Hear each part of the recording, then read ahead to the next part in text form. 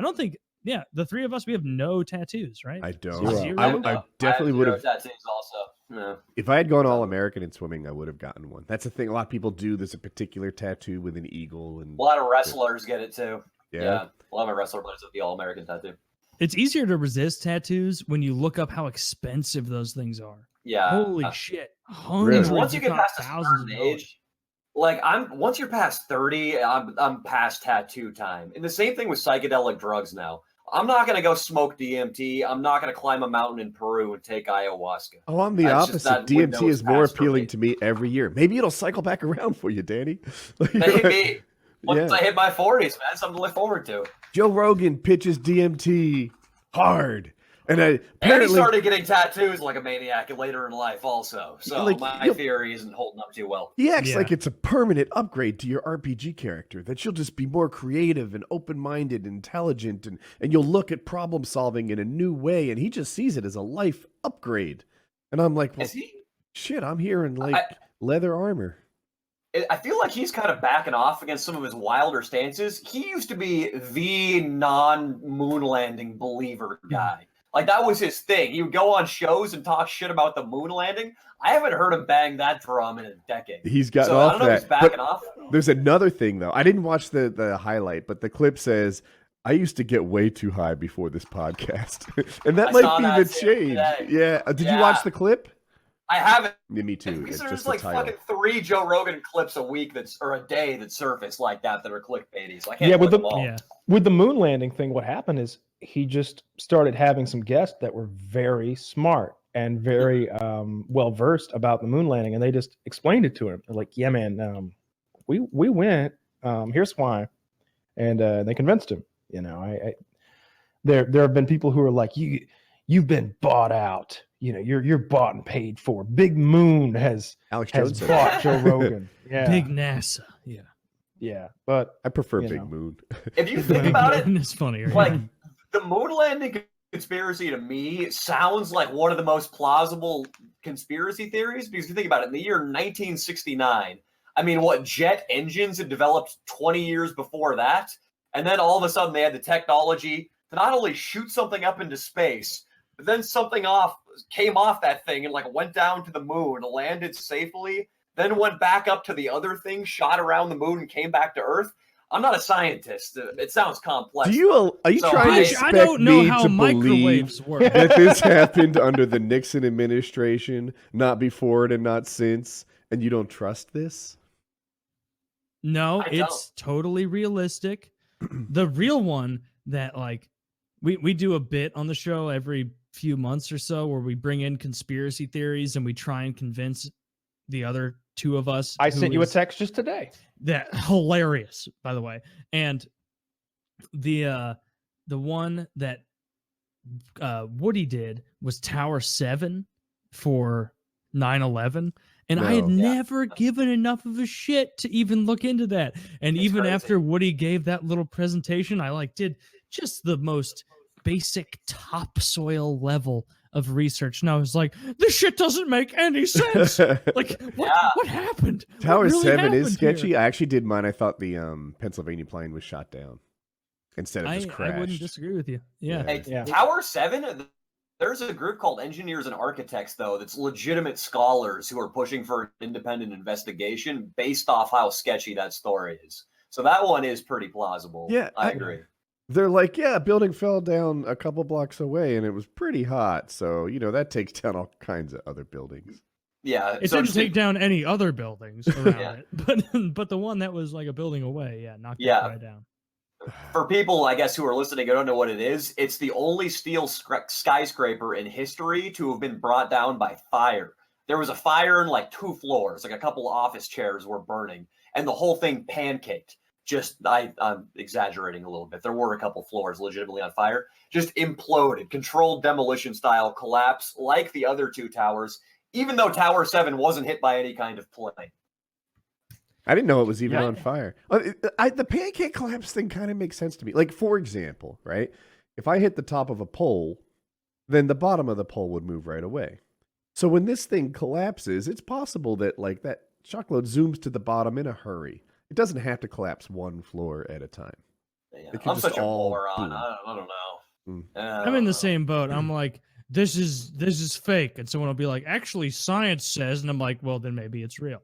Yeah, I mean, how am I gonna argue? I'm going with whoever talked to me most recently. Yeah, yeah. That really is the thing. It's like, okay, whoever gave a compelling case to me most recently, that's what side I'm on. And then if someone's like, actually, Tower 7 can be explained by fucking winds and this and that, and I'm like, fuck, man, like, it sounds good. Like, Yeah. If they're wearing spectacles and they got an English accent, I'm sold. That's all I need. oh, if they got a British accent, I'll believe them no matter what. Yeah. My conspiracy theory was the Holocaust. Agreed. And you did a great job proving your point. Mixed reviews. Did you actually come on and battle? Did you try to dispel the notion of the Holocaust? That's fucking funny. I think It was that it was wildly overblown. I was saying that not that many people were impacted. I don't even remember your points, but it was like I'm such a fucking idiot that I was like sitting there listening to our dumbass podcast bit where we bring in conspiracies, and Kyle's like, "And did you know the fucking they couldn't hide that much bone dust or whatever?" And I'm like, "Oh shit, maybe they couldn't." I sent Taylor a picture today, and it's like the picture is it's from Breaking Bad, and it's Jesse and Walt sitting in the car, and it says, the text reads, 6 million in 6 years means more than 100 per hour, every hour, day and night, nonstop. Not to mention that the average cooking time for each one is 2 hours. It's just not feasible, Jesse.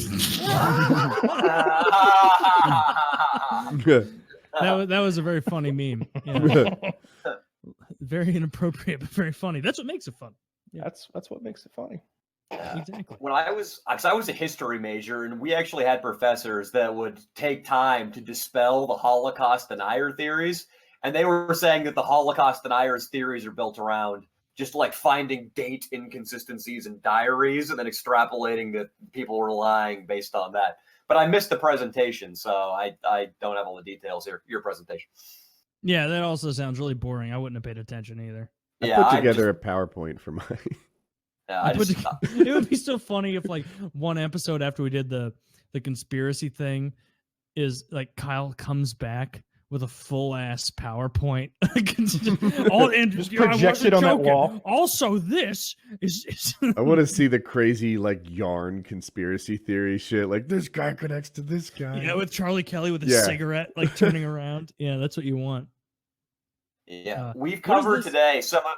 I was just saying, two of the most bannable offenses on YouTube, excuse me, Holocaust denial and pedophilia. We've tackled both head on today. I'm impressed. Oh, well, none of us deny the Holocaust.